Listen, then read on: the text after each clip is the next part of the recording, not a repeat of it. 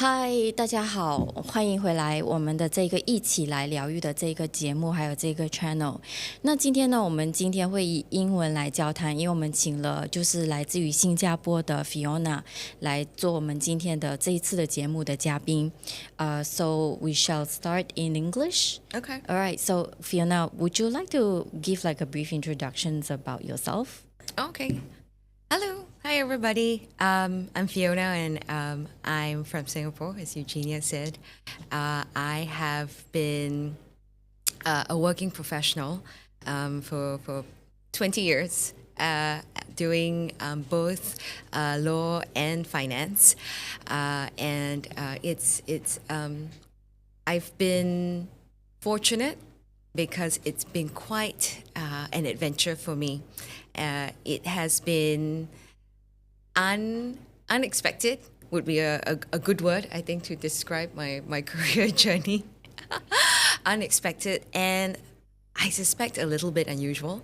But I guess it's something that we can talk about a little bit more in today's session. Yes. Mm-hmm. Okay. So in this channel, we invite guests, and also like myself and Sabrina will be interviewing guests, and to discuss and to share about each and every guest's spiritual journey. Mm-hmm. Okay. So how any types of like healings that you have done for yourself, or any healing classes that you have went that have actually bring certain positive changes in your life. So in this specific episode, we have our guests. Okay, and also maybe let me just explain a little bit about my relationship with Fiona. So we've met each other in a healing class, right? Yes. Back in, do you remember the dates, the years? I think it's probably 2015, 2016. I think we were around introduced. About that time, yes. Yeah. So the healing classes that we went was data healing. Yes. Yeah, and of course, at that point of time, I think I was already in Singapore working, right? Yes, you were. Yeah. Okay, so yes, we meet each other in class. Yes. And we both have different sort of like journey. Yes. But we do also have like some crossed paths. Yeah, definitely. I think since both of us had what I would call a rather traditional professional lives, we both worked in the Professional CBD. firms, yes. Yeah. I think there was at least a lot of commonality in the fact that we both held the usual 9 to 5. Kind of like a job, yes. Yes. Corporate job. I would say that we were both climbing corporate ladder at that point of time. Yes. Yes, but we were also pursuing our path in spiritual journey. So what was your intention when you first went into healing, take up a healing course? Yeah, it's so, now that we're talking about it, and now that I'm actually literally talking about it in front of a camera and in front of all of you, with an audience, it's funny that I feel like it has come full circle because, the first time the thing that led to me going on this journey was that, we met our mutual teacher, yes, Liz, here in Malaysia. And what brought me here that time was a work trip. And at that point in time, my job involved me coming to KL quite often. And it was on one trip that I was introduced to Liz by another student, a mutual student of ours, a common student of ours. And that started my journey in spiritual healing because Liz held a lot of her classes in Malaysia. Yes, back then. Right? Yeah, and this podcast is being recorded in Malaysia as well to talk about and to recount, how the journey started. So it's really funny that way. Yeah. And I have never made a secret of the fact that, and I think I have told several friends about this before, which is, how I started this journey is because I wanted to find myself a life partner, right? But who knew? And of course, like anyone else, when you come in with a wish in mind, with you can call it a goal or an objective, or a desire in mind. Obviously, you hope that it happens like that, right? Yes. Yeah. But for me, from the time it started for me back in 2015, around the time that we met, right? Yes. I met what was to become my husband only 8-9 years later. Yeah, who knew? Well, certainly not me. But along that way, and I think what I want to make clear is, I think some people might say, "Oh my goodness, so long! It took you that long," and I assure you, it along the way, because so many other things took place, so many other changes happened, that it didn't feel that way at all. And I bring us back to what I was saying earlier about when you were asking me to introduce myself about who I am, and I said, I've had a 20+ year career, which had so many ups and downs, and I've done so many things, even within the realm of finance. And because of the healing and the spiritual journey, I think that's why, unlike so many other people, one of the key things I would say about my career is that I was always doing different things. I was never in one firm for 20 years doing the same thing. Mm-hmm. And I'm not saying that that's bad. But on the one hand, I always wondered, how come I'm so different from everyone else? In the same way that how come, unlike so many of my friends who got married maybe in their late 20s and 30s, I got married only when I was in my mid-40s. So perhaps you could say that one of the takeaways from me embarking on this healing journey is that I've learned that it's okay to be different. And I think that's a trend these days, right? So can I just quickly summarize, because I knew you not just only as a peers, but also a long-time friend, right? So can I just summarize a little bit, although your intentions was first, what motivates you to went into healing was because you were in the journey of looking for a long-term partner, like your soulmate, right? That's what we called. Yes. Okay. So, but throughout that journey, although it took 8-9 years, right? But in that 8-9 years, what has actually transpired in that journey that allows you finally that you can find the one? That's a really good question. We were just talking about this last night, right? Yes. In the car. And, in the immediate time period before I met John, my husband, right? I think what I saw as the biggest change in me was the fact that I was no longer hung up by the fact that, or by the possibility that maybe I might go through this life by myself, and what they say, do life on your own. And I was it came to a point where I became so comfortable with that idea that it no longer scared me, And the fact, and I think the second takeaway that I finally came to grasp with was the fact that I no longer felt like I was bound to anyone else's opinion but my own. So that that sense of validation, or that sense of belonging, because I'm like everyone else. I've done life like everyone else. I didn't feel that way. I didn't feel that I needed to match up. So can I just in a way summarize that you have learned how to fully accept who you truly are?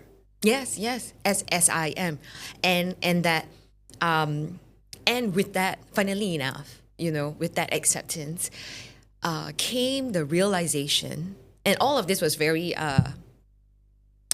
natural. I didn't do anything, but it's just over time it just happened. The recognition of my self-worth, Very good. yeah. So that my self-esteem just went up so much that it became it didn't really matter, because I am proud of myself for who I am and how I do things, and that was that. And so anyone who came along as a potential life partner simply had to be someone who was, it used to be, oh, am I good enough for that person? But it became a question of, now, in fact, I turned it around.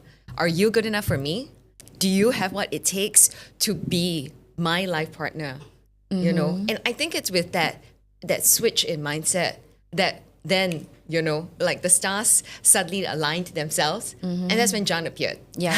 So thank you very much for pointing that out, because that's what I've been telling like my clients and my students. It's like the acceptance is never about the external validation, but it always comes from within.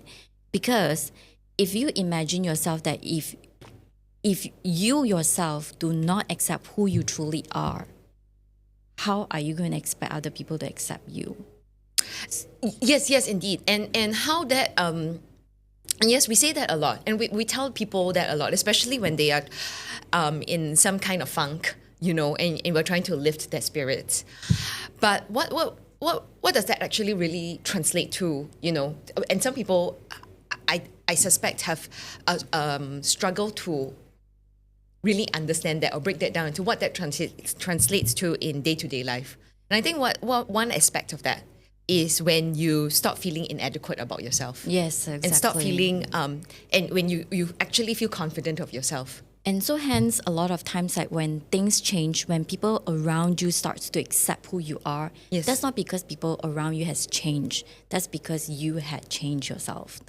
Yeah, absolutely. And I, and if I may pivot slightly this, on this point, but away from looking for a soulmate, but into the professional sphere or into in any other aspects of your life. Yes, exactly. Thank you.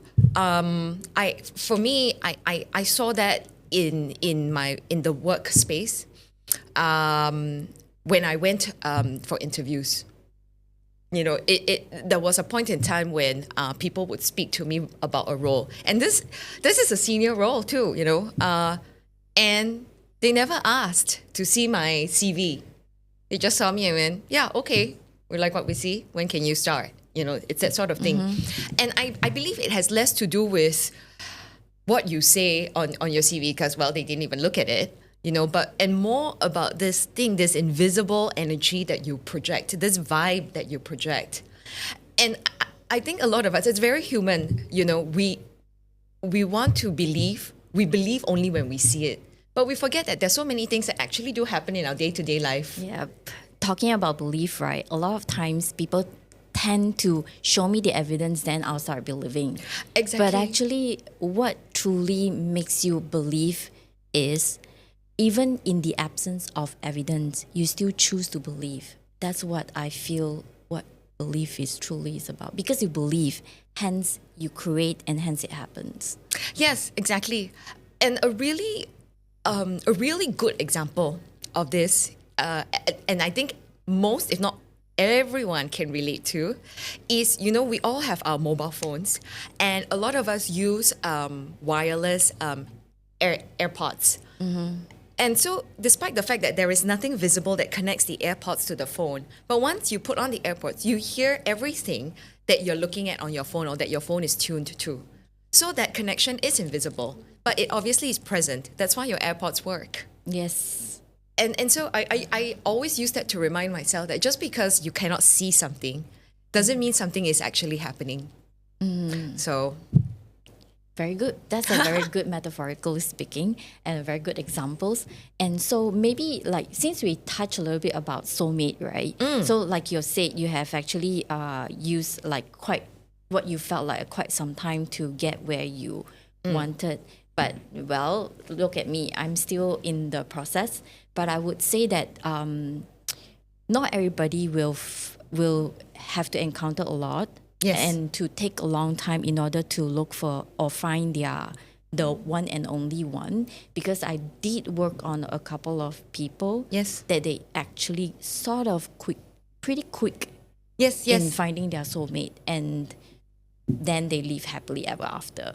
Yes, and it's about so I think another thing that I have learned to come to grips with is the fact that as cliche as it sounds, everyone is on a different life trajectory. Yeah, life path, because it's so easy, it is so tempting to compare. Oh, you've risen up the ladder? Well, when is my turn to go up? And will it be 1 step or 3 steps ahead? Yeah. Right. So and it's such an old saying, right? Comparison is the thief of joy. And yet, despite how age old it is, it's still so tempting to do it. Yes. And, so. Yeah, but like for myself, right, similar as you, that the reason why I went into theta healing, part of the reason, I wouldn't say the entire reason, was because I wanted to look for a soulmate, but more on the very first thing is I want to be happy. Yes. And the second thing is I want to find someone to be happy with. So that's my second part. But because of that motivation, I met someone along the way. Yes. And that person actually became my major motivation for me to pursue theta healing even deeper. Because at that point of time, I was like, okay, I think theta healing works. And hence, these spiritual whatever classes that I'm taking, it works. It helps me to learn more about myself. Yep. Right? Yeah. It helps me to learn how to love myself more. Definitely my interactions with that person actually does teach me a lot about loving myself and also accepting myself. I bet you had the same experience as well, right? Each and every person that comes into your life. Yes, and this is an interesting point. So to those who might be wondering, along the way, have I dated other people, or was I sitting there In the process, single in that 8 years? Yeah, just waiting, for my Prince Charming to ride in on his white horse. No, yes, I have, and I think, and with each relationship that came and went, there was, for one, greater awareness of what lessons I had learned about myself and what I am really looking for, and what characteristics would suit me best for a life partner. Okay, so can I just also, in a way that to put it is because you get to know more about yourself. Yes. Hence, you begin to know more about what you want in your life, and hence the manifestation. Yes. So it's like it's almost like with every experience with a new person, with each person, you get the chance to refine, right, your wish list of who your soulmate is going to look like. And so I would say that the person that I have married has been truly, I'm not sure, there might be a better word, but the word that comes to mind now is he's a godsend. Because he's far and beyond what I could have even imagined. And I suppose, could I have gotten, I think maybe one question might be, could I have still gotten married, found a soulmate, gotten married, or should I say found a life partner and gotten married without having been on a spiritual journey? Likely. It is likely, right? But what I wanted to achieve was to find the most compatible soulmate, where I can have a meaningful, build a meaningful relationship and life with for the rest of my life. So that's what brought me into. Okay. So now maybe let's also talk a little bit about because in this process and during this journey, is there any positive changes, within yourself that bring in positive changes in your other aspects of your life other than finally that you found your soulmate? Yeah, for sure. So, what's the major changes that you've noticed yourself from the very beginning when you first went for a class and now? How do you see yourself last time and how do you see yourself now? How do you see life 8 years ago as compared to now? To put it really simply, in essence, is the fact that I look at things, I perceive situations differently. At the very least, with more openness to the fact that when something unfolds, there could be other possibilities as to the factors that could have given rise to a given situation, be it a good one or a bad one, especially bad ones, you know, and not to just jump to conclusions. Okay, maybe to help out that part, how do you see yourself 8 years ago? I think before the journey, definitely What kind of person are you? very competitive. Okay, that's a good. Thank you for your honesty. But I acknowledge also that am I still competitive now? To some extent, yes. Especially when I'm in the gym and you know, Yes, we seeing talked how about it much- yesterday. how much you know I can lift during strength training, for example. But you know, I know that above it all, you know, it's all in good fun because I am doing it because I enjoy it. I have fun. But that the greatest change is that, for one, now my guiding principle to doing anything, whether it's for work or for fun, is whether or not I enjoy it. You know, is there fun?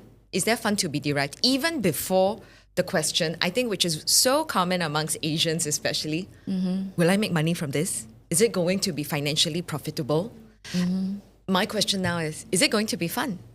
So in a way that you have actually turned maybe more towards the inside to ask yourself, do you enjoy and are you able to be enjoying life, right?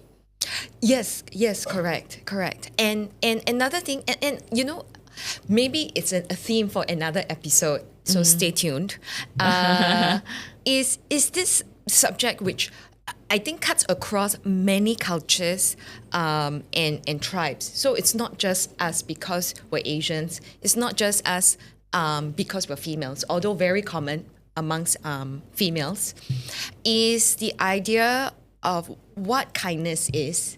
And if kindness always invariably means putting someone else or other people before us.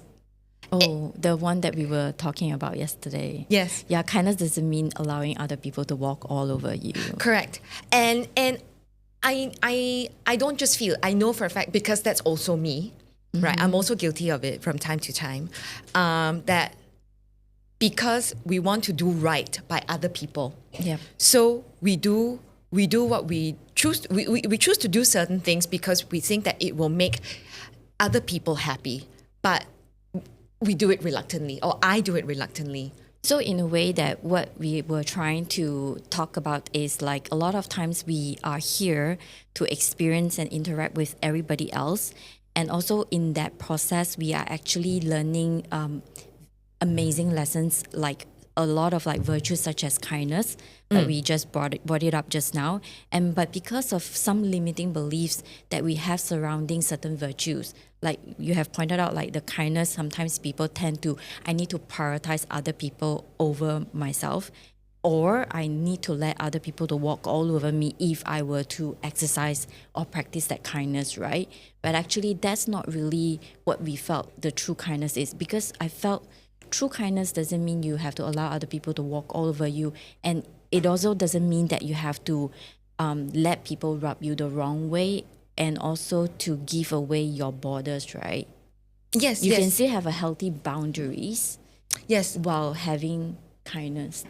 yes. And I suspect it can be tricky. It can be tricky, especially for adults to learn this if you haven't been shown whilst growing up what it means to respect your own boundaries. Yep. Whilst being kind. And also another thing I noticed, I mean, most of the Asian families, or like especially this part of the world, right? People tend to not to be able to say no.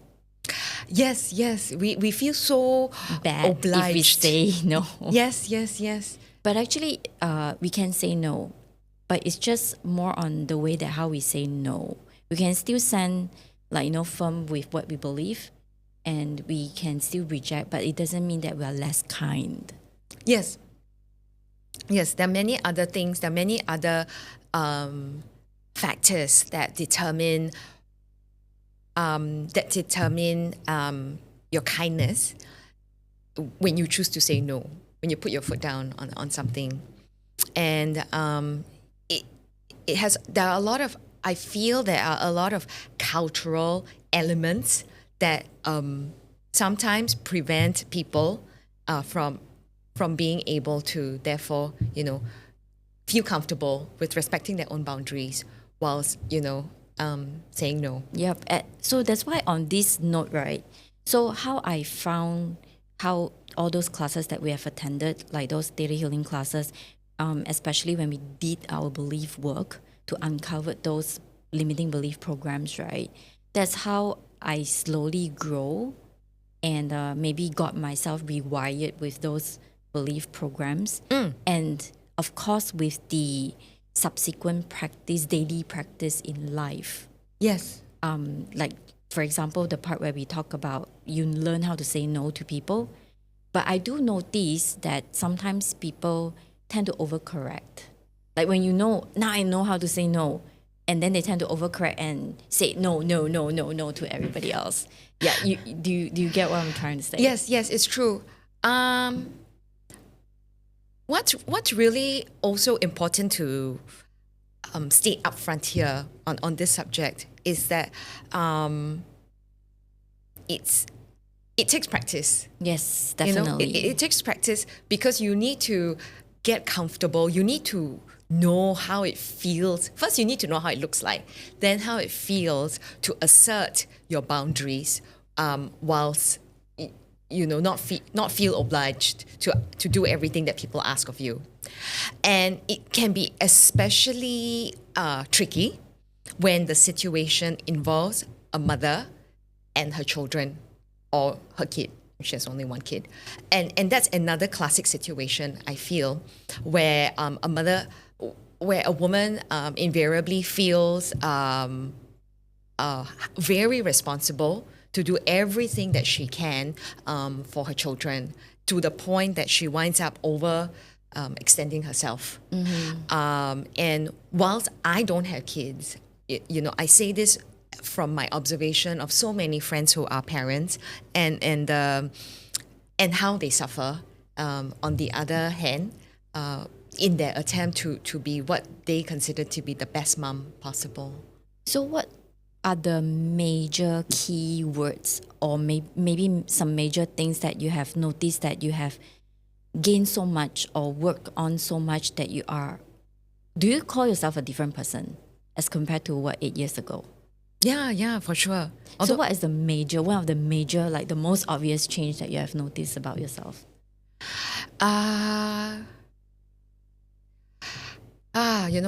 This one I really like because it has gotten, the change has led me to become a lot more relaxed. Good. And more chilled, which is that when something bad has happened, or if I foresee that something not so good is going to unfold, I don't necessarily dive in immediately to correct the situation or to necessarily take remedial action immediately, just to steer the situation away from what looks like a potential, shall we say, negative outcome. So what's the quality would you call that you have learned that allowed you to be able to do so? I think there are two things here. One is trust, right? Because I see this a lot, especially in the work situation where maybe something has happened and it's not so good. So that in the past, I knew immediately I would take corrective action immediately, to remedy things. But over time, I'm now thinking sometimes it's just good to let the situation sit there for a while. And as things unfold, maybe it will take care of itself so that you need not necessarily have to jump in. Because when you feel that you have to dive in, then immediately, just within yourself, there will be this whole range of emotions that come into you, which is anxiety, worry. Okay, and all these are actually because both of us are Abraham Hicks fans, right? Yes. So all this, like the anxieties, the worries that you've mentioned just now, are what we call it the resistance that we put up. Correct. And I feel like sometimes, we can't see it. Sometimes I think when we put ourselves into that all these what we call lower vibration feelings, emotions, it might actually make the situation worse. Yes, exactly. Whereas Because if we stepped away and we become more detached from it, it might be just like a little sailboat. It'll just sail away quietly. so that's why so this is like the couple of like the tips that I've learned from Abraham Hicks, which is the Jerry and Esther Hicks kind of shows, right? Yeah. And their books is really, really helpful. And actually the book Secret actually adopts some of their Approach. To write that down, to put in the books, right? Yeah. So usually when I am in a spiral mode, where I'm in a more lower vibration, the first thing that I'll do is I'll ask myself, am I putting more resistance out? Yes. Or am I allowing? Yeah. Am I in a receiving mode? So that's why we do meditation. Yeah. Because your meditation is not to, let's be like a Zen monk and just meditate. That's not really true, because we have like thousands and thousands of thoughts flow through our mind daily. Okay, so what we are doing is we are managing the monkey mind. Yes. So meditation in any forms, in any modalities, I find, it actually allows you, when we call it we emptied our mind, we are actually allowing the receiving mode. Yes, we are on the receiving. We are putting out least resistance out there. Yes, opening the mind and welcoming. Yes, and welcoming the things to come in. Correct. So that's why when people ask, so what sort of modalities? Because we do theta healing more, but it doesn't mean that we do not know about other modalities. But in my opinion, when people ask me, so what modalities works? I would just say that just go with any modalities that you feel right and resonates with you. Yes, absolutely. Yes. That's the best approach. Yeah, that's why I like what Varna, I still remember very clearly what Varna, which is the founder of the Theta Healing, said. Yes. When you work on other people in a private session, you help them with all that you know. Yes. Right? But when you teach Theta Healing, because we are instructor, right? We do teach and train people to do Theta Healing. You teach them Theta Healing because we just want to make sure that the technique is pure. Yes. Yeah, that's all. But I like the part whereby she said that when you help someone, you help them with all that you know. Yes, and I believe it would be very natural to do that, because if your mindset and your heart is to help, then very naturally you will put everything that you have as your tools to be of service and in service to the person that you're helping. And can I also just, I'm not sure if it's sidetracked, but I did notice that you do not need to be in any spiritual healing class or in any like what we call embark a spiritual journey in order to be spiritual itself. Because I do know a couple of friends who have zero encounter or zero maybe interactions with people who are healers or whatsoever, but they are very, very good. It's like as if they are naturally born knowing what to do. Yes. Like they're naturally knowing how to apply the law of attraction. And it's meant to, I believe that we're all born with the ability to do yes. that. Right? I believe that everyone is gifted. And everyone is equivalent gifted, especially on the intuition part. Just more on how much do you allow your gifts to expand. Yes. And how much do you allow yourself to use your gifts and to develop your gifts? I mean, yes, it's fictional, but, even the kids at Hogwarts have homework, right? Yes. So even though they're gifted, they need to practice. And several of the installments allude to that point, that, they're new to their gifts and they cannot wield the wand or their magic properly. It's the same with us. And to come back to your earlier question, what is the one thing or what are the things that I find within myself that have changed since I've embarked on this healing journey? I'd say that's the other thing, that I allow now myself to rely on my intuition a whole lot more. every time I'm at a crossroads now. Because we are being brought up in the form of like Asian families where we only put more focus on intellectual instead of intuition, right? Correct. To use the mind Yes. as opposed to the heart. And where, in the past, in the old days, it's, you have 2 options. Well, then you just fold the paper into half, and you write pros and cons on each, and that's where you decide which option to take. But actually, that's not necessary at all. I like the part whereby you say follow the heart, because that's the part whereby a lot of people try to correct it with the mind instead of following the heart. But what I've noticed is in years of me practicing following my heart, I realized that that's the best decision. It's like no matter if you follow your heart and make that decision and take that action, it's like no matter what the consequences is or what the outcome is, there will be no regrets. Yes, and I've often, and I believe that if you allow yourself, and I keep using this phrase because it is a choice. It is a choice. It is a Everyone choice. has a choice. Yes, everyone has a choice. So if you allow yourself to be guided by your heart as opposed to your head,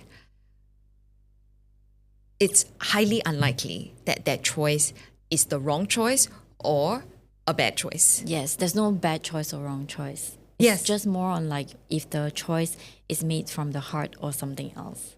Yes, correct. And yeah. Can I also like share a little like because I always thought that I followed my heart. You can tell like in terms of career that I've picked, in terms of like the healing businesses that I took off, and all other aspects of my life, right? But I can actually I have to admit and confess I wasn't doing that in terms of love, because I was still afraid that I might get hurt. So I did actually realize that this couple of weeks, and I felt like maybe it is time for me to really even to follow my heart in that aspects of my life. Fear is something that is one of the tools that we are born with. Yes. And without fear, we can't survive. Yeah. And we're given it as a tool for a reason. It's to help with survival, right? It's very, Yes. very primal. It's very, very basic. And should we be listening to fear? Yes, absolutely. I mean, we're given it, we're blessed with it for a reason. If not, if you found a tiger in the woods, you might not run away. That will be horrible. Yes, exactly. But I think in our I would call our modern day living. Oh, it's like as if we are living every day. We're encountering a tiger in the woods. Indeed, and it has become less about survival because we're no longer living in the jungle. But we still live like as if we are living in a jungle with different types of stress in life. And so we've allowed to let the fear of now not the tiger, but the tiger is now replaced by failure Or to maybe, consume us. The stress of losing a job. Yes. The stress of losing a living. Correct, absolutely. And so and that fear of failure is what has not having a soulmate, get married. Yes. But especially when it comes to money, for instance, loss of an income, very real, very, very understandable. Yep. And very important. But it's what winds up caging people, right? In their default situations, and how they are unable to live what is, so trendy now to say, that prevents them from living their best lives. Yes. Right. And of course, then, the question that comes up to you So from your it's like students. so it's like as if I've noticed people start to live being motivated through fear, Yes. and through stress. Yes. So which maybe perhaps it's best to be motivated through love of life, Yes. love of self. Indeed. It's the challenge, arguably, is the fact that us and kids, people below, after us, are all raised with fear as the motivator to do things. Yes. Do it because otherwise something bad will happen. They're not raised with the mindset, do it because you love it, right? Yes, love what you do and do what you love. Exactly. But that's not how children are raised, especially in Asia. Like at our times, maybe the children now is different because I have no say because I don't raise any children at this point of my time. But one thing is, I will also say about culture, because I think in Malaysia, culture is very, very different from Singapore. Because in Malaysia, you will notice that a lot of our people will prioritize family life and the quality life, which I really, really admire. And that's why you can sense the different types of energy you have back home and when you step into this part of the world. Probably because Singapore is arguably a financial hub, and it's about being able to operate as many hours as possible in a day and in as many days as possible in a week. And so therefore that sense of competition and survival is very real. It's almost actually like being in a corporate jungle, as they say. You know, the jungle of the Flintstones have now been replaced by offices and businesses and commerce. I think commerce in so general. maybe this is my own feelings. I don't want to say it like as if everybody should felt the same or may feel the same. Yes. But when I was because I just moved back recently, right? Not recently, like a year ago. But before that, because I'm working on my own schedule. So when I have my rest day, I actually do feel guilty when I was in Singapore. Like for some reason, it's so weird. Like I've been working for 2 weeks and now I'm enjoying 1 week off. And I do not know why it doesn't sit well in me and I felt uneasy. But when I moved back to Malaysia, I can actually go off for 3 weeks and not feeling any guilt. So I guess that's like the tension, like what you call it, like the competition, right? But I don't mean that if you felt that way, you have to run away from that place. But because we ourselves are able to shift and change the circumstances and energy, right? Yes, and how, and perhaps maybe a really good life skill to develop is how to sit with discomfort and the endurance, and to maybe from there allow new learning to come through it. And because in order to do that, number one, it's also a test of your patience. Oh yes, besides endurance, definitely, and trust. Yeah, trust that something good will come out of it down the road. But there's still something that doesn't. Okay, I just want to be clear that it doesn't mean that when there is unpleasant, then you have to sit through and suffer. But yes, you have to know that you always have the choice to change the reality that you're in. Yes. But it doesn't mean that if there's an unpleasant moment in front of you and you have to go through with that and you find yourself, why am I suffering? Maybe perhaps you were practicing endurance at that point of time. Yes, there's definitely a clear distinction between acknowledging the fact that maybe you are not in the best situation. Oh, and also maybe perhaps what Abraham Hicks like to call it the contrast and desire. Yes. Because when there's a contrast, then there will be a new desire that comes up. Yes, it's that not so good situation. Yes, it's an opportunity for you to ask yourself then, what do you want? Yes, how would you like to turn the situation around? Yes. What would make you happy? Yeah, and it's something that I often do as well now. When I encounter a bad situation. So you actually applied a lot. Yes, for sure, and I have been really. I must add that I have been really lucky. So, we've been talking so much about the fact that I've been on this journey for several years now. So one of the things that I've definitely also noticed is that every time I think of something, it happens. It manifested. Yes, and faster and faster. Sometimes, it catches me by surprise as well. And so I use that as a motivation to say, well, okay, here's another opportunity now, clearly, to think about what I would like. to change things around so that I'll be happier, for example. And that's something that I believe would be very useful for more people to bear in mind. Yep. Whether or not they are spiritually trained, whether or not they attended any spiritual classes. And sometimes I will feel that a lot of times people say, oh, you need to learn how to manifest. But actually what you're doing now every day is you are actually creating your own reality. And whatever that is happening in your life is what you manifested. For sure. Everything that you have now is a direct product of your manifestation. So if you don't like it, you can simply change it. Yes, but I do find that gratitude helps. Yes, appreciation and thankfulness. And gratitude. Yes, for sure. Like what Abraham Hicks like to say, focus on the abundance, not focus on the lack. Yes, because it's when you focus on the abundance, then more abundance will come.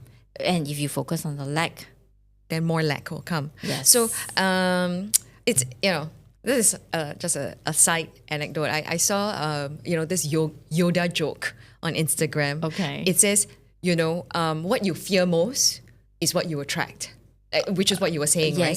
So he said, so Yoda said, therefore, I fear $42 million. Strangely, this is a side topic. Why 42? Because I remember there was this book. I forgot what was the title of the name of that book. But the book is about they were looking for a machine that will answer what is life, and finally the answer is number 42. So is that something? Maybe it will be the subject of another episode. Yeah, and by the way, I'm turning 42 soon. Oh, there you go. Maybe there is, something that awaits you. Yes, because I did remember what Varna was telling me. 42 is the best time to fall in love. So maybe I'll just keep myself open. Yes, absolutely. So that, the more open you keep yourself, the easier it is for Cupid to do his job. Yes, definitely. But I have to have the stronger desire, like to manifest. Yes. And because a lot of times people manifest using a passive mode instead of actively creating. Yes. I don't want to use the word dictating, but asking for exactly what you want to set it out. Yeah, like the very number one rule is, how can you manifest if you do not even know what you want? Yes, and I think this is said a lot. Like, how are you going to make something happen if you do not know what you want? And in response, I always say to people, a great example is, if today you have $100 million, how do you plan to use it? How will your life change from today onwards, the day that you receive the $100 million? And for most people, the truth is, they don't know. They have no... I have to confess, I wouldn't know as well. Yeah, exactly. And this is a question that has been asked of us so many times in theatre class. That's why I always remember this question. And me too. I still have yet to actually devote time to actually think about it. And it's so funny because everyone says that, they're out there to make a living and they're always hoping to strike lottery.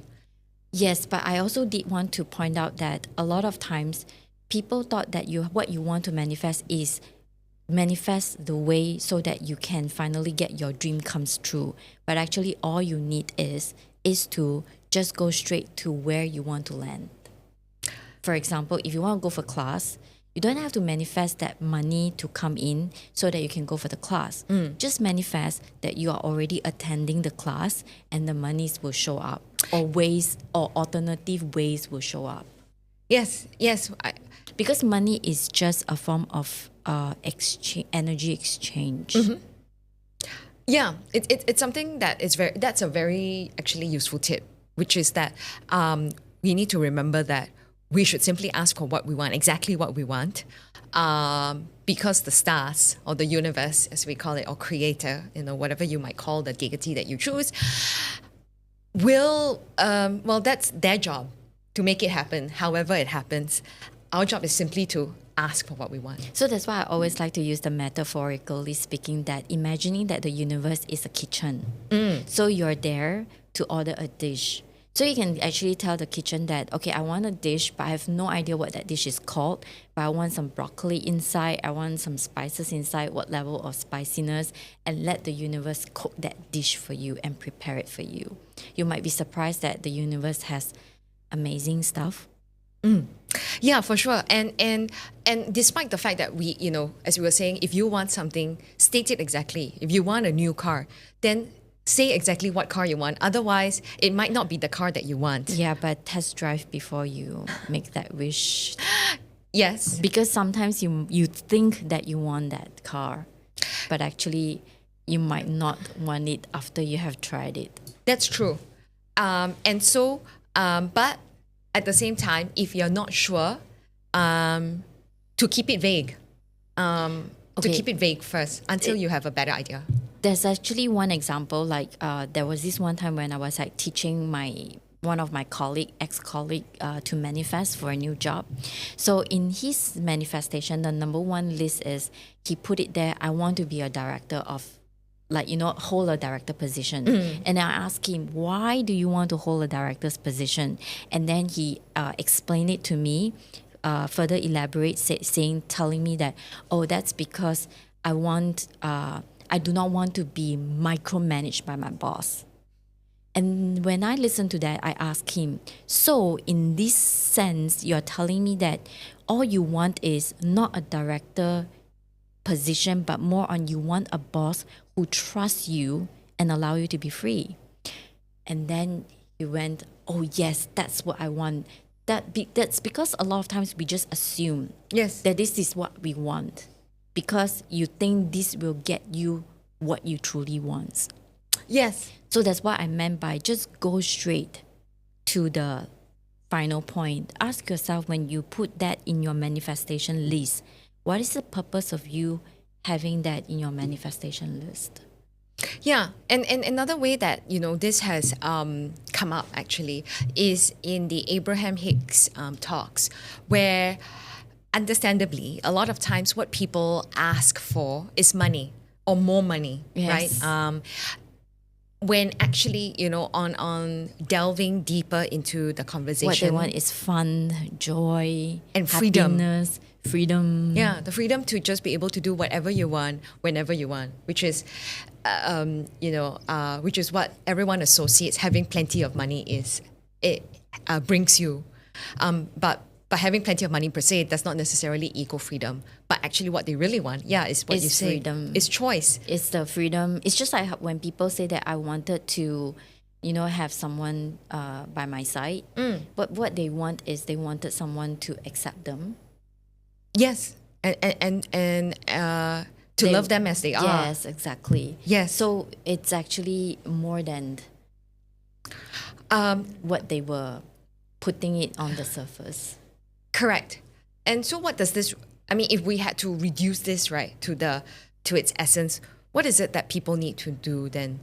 It's that they need to maybe... It's just like, for example, do you think that a lot of people here works because they need money, or is it because most of the people here is actually looking for validations of self-worth? That's a good question. Because a lot of times, you can actually have a lot of money by doing a lot of different types of job. But why people choose differently? That's because they believe through this path or through this occupation or through this job, they can find their self-worth, not realizing that the self-worth doesn't come from external validation, but it's more on how you see yourself. Yes. And so this comes back to looking for a life partner as well.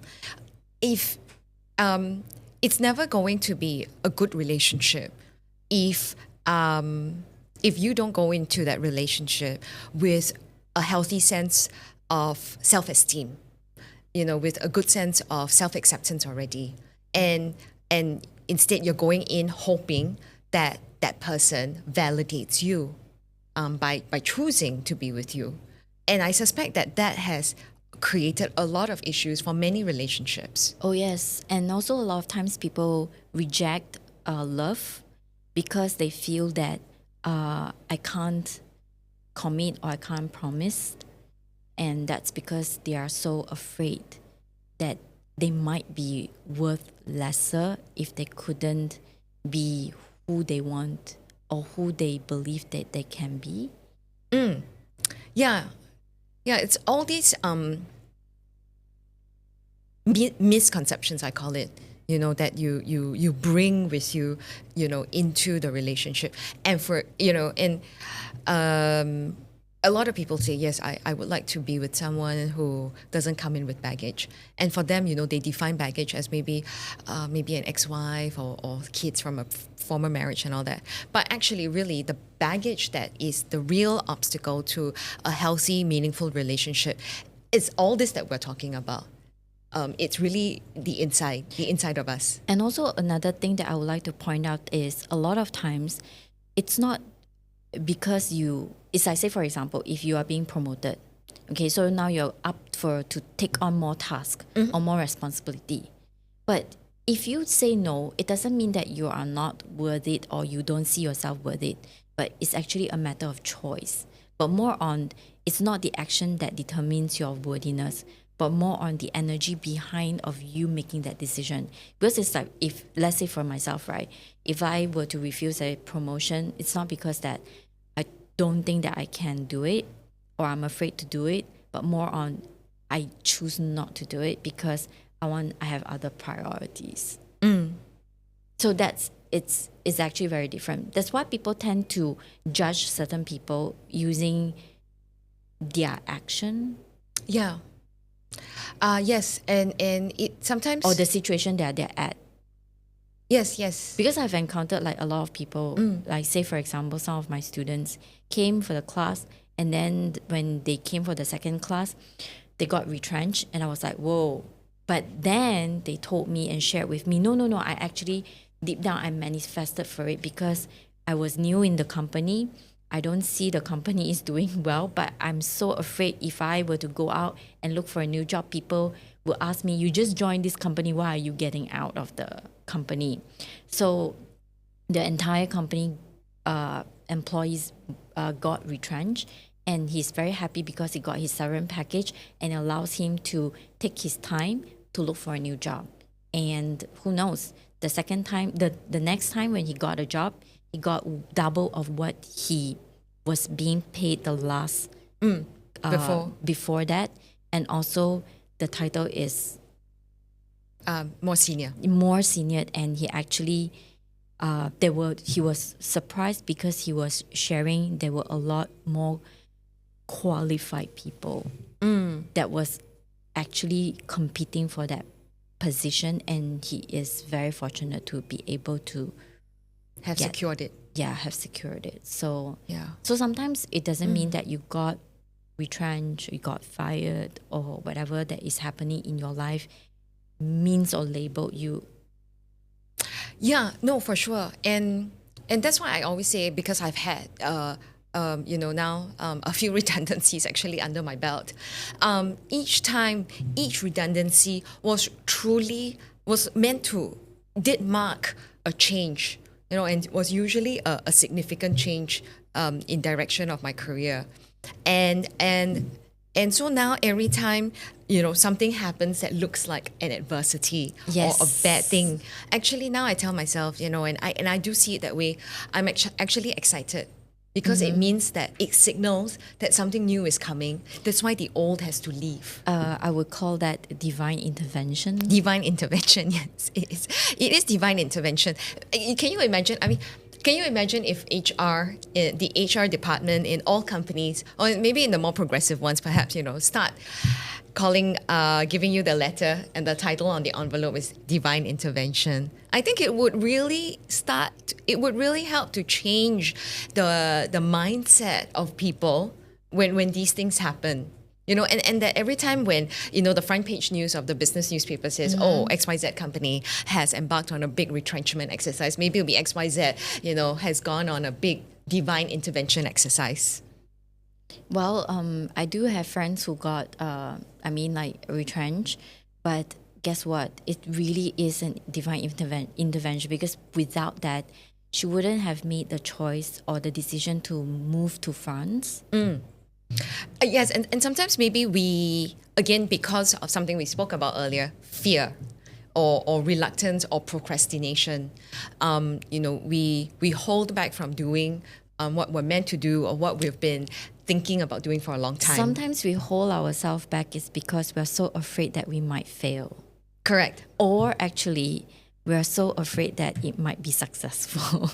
Yes, that too. As perverse as that sounds, definitely. Yes. So these, these episodes of divine intervention is like a little kick in the butt, to You're supposed push you out. to get there. Yeah, to give Don't you stay a reason. Here. There's better choices out there. Correct, because so that you don't remain here. That's why we say be open. Correct. And I liken this to, if this was like in a cartoon, I see this as us being on a travelator. And the travelator has moved to the end and you need to get off. But you're standing at the edge and you're holding back traffic at the back. Oh, no, that's going to be bad. I So think you you might fall down, right? Yeah. So that's why the divine has to come in to get you off and put you on the next travelator, your next journey. Yes, that's right. Yeah. So it's been interesting that way, I think. Yes, I know. And also, like, a lot of times people are afraid of change because a lot of people have associated bad associations with changes. We're all creatures of habit, so. Yes, I know. That's why. So change is not something that comes naturally to a lot of people, which is understandable. And like for myself, I would also say that I am not a fan of change. But because of years of things that is, like if you ask me 12, 15 years ago, if I would ever see myself as a healer or teacher or even like a speaker, I don't. Because I will see myself, maybe I'll ended up professionally, some partnership in some professional firms, right? But unfortunately, I never really see myself what I am doing now. So yes, but of course, I would say one of the things, other than the courage that I've learned previously, I think what I am learning now is bravery. We often talk about the distinction, isn't it, between bravery and courage. Yeah, courage is, there's still fear, but you overcome your fear with courage. You do it despite the fear. Yes. That's courage, right? Yeah, that's why, but for bravery, it's the absence of fear. So a lot of times they say once you are mastering courage, the next one that you're going to master is bravery. Yes, and it's something that we have an opportunity to practice. Yes. Every day, even in small things, like maybe someone who has just gotten their driving license and getting on the road. Especially like when we are being, the way that we are being brought up, especially our generations. Okay. When we were being brought up, the way we have certain patterns following us. Yes. And we do things and we make decisions following that patterns. Yes, certain thought patterns that are meant to protect us. Yes, so when we do things differently from what our parents do and what our ancestors did, we really were learning how to be courageous and also to bring in that bravery to make a change, to live differently. Yes, to live differently, to live differently from the rest of the population, or the rest of your social circle, at the very least, right? Because we often seek social acceptance, excuse me, from our peers. So having the fortitude, the courage, to do it your own way. So what do you have, what are the intentions that you're setting for yourself? Because if you're okay with it, you are actually in the midst of embarking a different journey, right? Oh, yes. Yeah. So what are the intentions that you're setting? Oh, that's a good one. Yes. I hope to go on this new journey. This concerns my professional life, right? So I hope to go on this journey with an open mind and see, because I really feel that there are a few precious lessons that I'm meant to learn. And a lot of them, I think, involves actually hard skills that I've never actually encountered with before. Does it mean that you will have to be more confident and trusting yourself? Yes, I think trust is going to be a big factor because I'm moving into the unknown. Okay. So everything that you've said, is what I'm going to be. Yes, and also I guess faith comes in very nicely. Yes.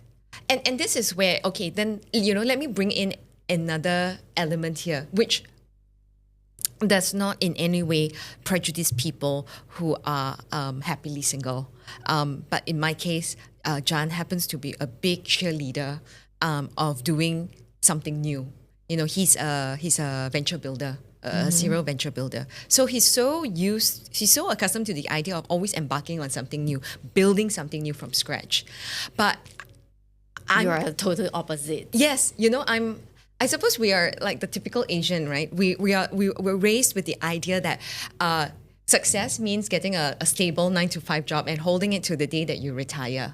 And so I am in the process, to your question, I am in the process of taking myself out of that mindset and putting myself in a completely new mindset, in a entrepreneurial, the new phrase now is 0 to 1 mindset. Okay. 0 to 1 mindset, which I must say, yeah, it's uncomfortable. Actually, the 9-to-5 thing, right, is actually a very Chinese thing. Like, because we are descendant from the Chinese, right? So last time, back in those dynasty, you have the emperor and then you have those subjects whereby they work as a ministry, right? So that's actually what it represents now. The big corporations is like the ministry. Yes. So it gives us that form of like security, stability. But is it really true, or is it just our belief programs that is telling us otherwise? Perhaps in the past, I think that that analogy was really true. In the old Chinese days, as you said, a job in government, was but so still, coveted. it is very true now. It is still very true now. But I think now things are changing and people are more willing to come to the idea that it's not a guaranteed. Which is what I say, which is what I meant by as and when we grow ourselves, like in group consciously, group consciousness, as and when we changed. Yes. Things will be different for humanity. Yes, correct. Yeah. And we will be allowing ourselves to be more than what we could be in the past. For sure. And I think with that allows us to deepen our reservoir of resilience and adaptability. So that every time a change comes, we are able to take it in our stride better and go, oh, okay, and just... So seems like our time is almost up. So do you have any last comment or anything that you would like to share with the audience before we close off today's sessions? One of the most, I imagine one of the most gratifying things would be to please share with us, in the comment section, your thoughts, your life experiences, whether or not what we said resonated with you or what was different in your experience versus what we shared. We'd love to hear from you. So tell us, because it will also give us inspiration on what we can delve into further, more. yes. Yeah, in another episode. Yep. So, and in the meantime, to have fun. Those 3 letters. Yes, have fun. And also, let's say if you have any question or if you have any experiences or if you have any other things that is bothering you, you can feel free to put it down on the comment section, and we will do our best to take a look at it, and we might reply it over our other podcasts or in other ways in the future. Yep. And so now call to action time, whereby please subscribe to our channel, and so that you can stay tuned and get more updates on our new episodes. Yes. So we hope to see you next time. So thank you, Fiona, for coming. No, thank you for having me. Yeah, I had fun. Yes. This is our first time doing a podcast together, right? Yes, and it's the first English one also for the channel. Yes, for this channel. Yep. Yes. I have to do my subtitles translation. All in good time. Yes. Thank you. And I'll see you guys in the next episode. Yeah, see you. Bye bye.